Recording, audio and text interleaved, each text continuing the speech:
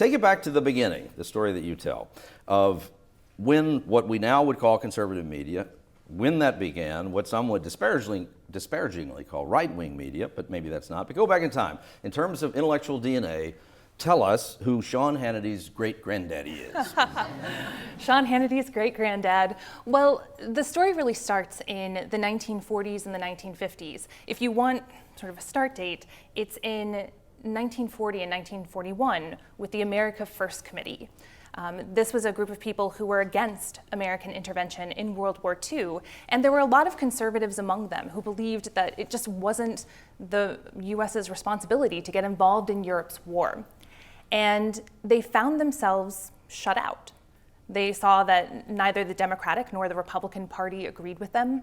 They found themselves pushed out of major newspapers and magazines and disparaged. And they didn't call this liberal media bias, but they did call it bias. They did call it a blackout. And that experience of not having their views heard, of having all sorts of social and economic and political capital, but not being able to do anything with it, that sense of frustration is what ends up feeding this new right-wing media in the aftermath of World War II, when those same frustrations resurface in the fight against communism and the extension of the New Deal and all of these policies that they so deeply disagreed with, but that the two parties and most of the major media endorsed.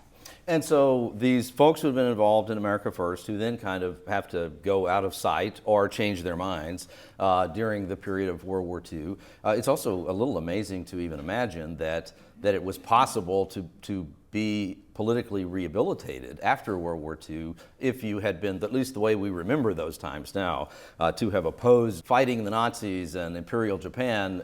One would have imagined that would have been a faction of American life that would have no political future after the war.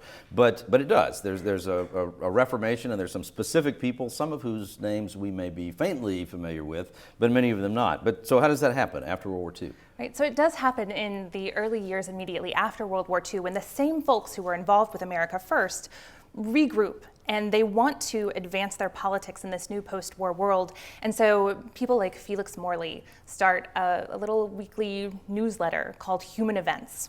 Human Events is still around today, but it gets its start in 1944, and it doesn't have many subscribers at first. It is very much on the outskirts of politics because there is still this sort of revisionist history about the war at the heart of it, but it slowly begins to morph into a newsletter that covers domestic and foreign policy, and that's conservative. And they bring on a young man in 1945 named Henry Regnery.